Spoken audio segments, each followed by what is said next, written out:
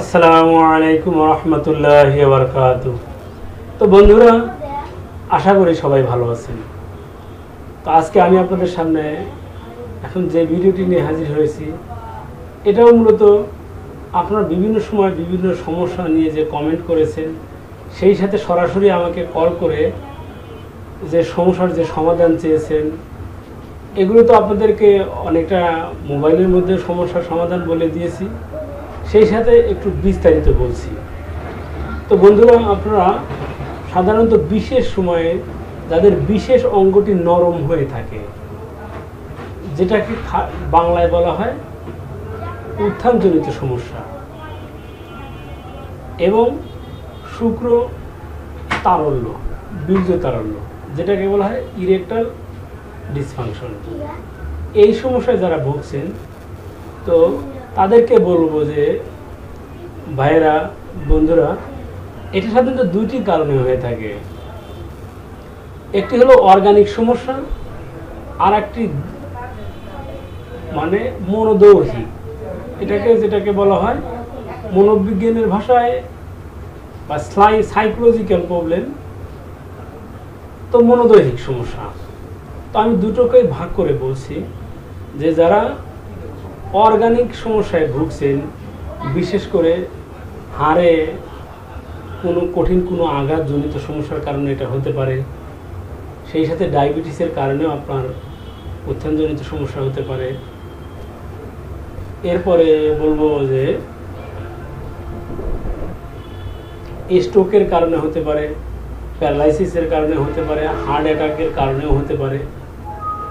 এই কারণগুলো যাদের থাকে, এই কারণ থাকলে অবশ্যই বলবো যে আপনারা আগে নিজেকে পরীক্ষা করান যে আপনার কোনো আঘাত অথবা এই জনিত কোনো সমস্যা আছে কিনা। এরপরে আপনি কোনো বিজ্ঞ বা কোনো স্পেশালিস্ট চিকিৎসকের চিকিৎসা নেন। আর সেকেন্ড যে সমস্যাটা, সেটা হলো মনোদৈহিক, যে সাধারণত যারা অনেক দিন হস্তমৈথুন করেছেন, তাদের হয়তো মনে হয় যে আমি হস্তমৈথুন করতে করতে এখন যে অবস্থায় পৌঁছে গেছি, আমি বুঝি আর আমার স্ত্রীকে সুখ দিতে পারবো না। যারা এই ধরনের মানে মনোদৈহিক রোগে আক্রান্ত আছেন, তাদেরকে বলবো যে প্রথমে আপনাকে যেটা করতে হবে, মানসিকভাবে ফ্রেশ হতে হবে। যে এগুলো হাজার মানুষের হয়, হাজার মানুষ সুস্থ হয়ে যায়। এই ধারণা যে পোষণ করবেন, সে অর্ধেক সুস্থ হয়ে যাবে।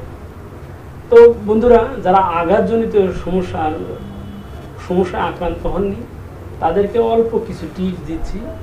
তারা এই পন্থায় যদি চিকিৎসা নেন, তো ইনশাল্লাহ আপনি সুস্থ হয়ে যাবেন।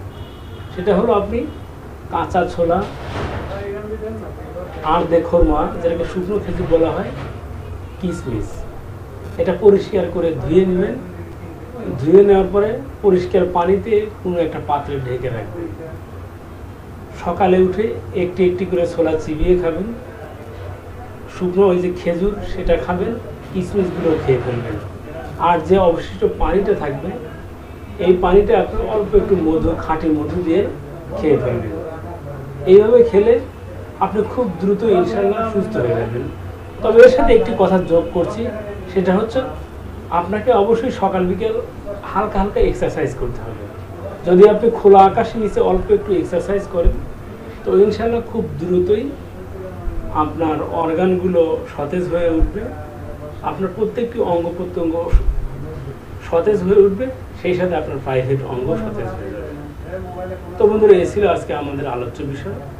তো আপনাদের সুস্বাস্থ্য দীর্ঘায়ু কামনা করে এখানে শেষ করছি। আসসালামু আলাইকুম রহমতুল্লাহি ওয়া বারাকাতুহু।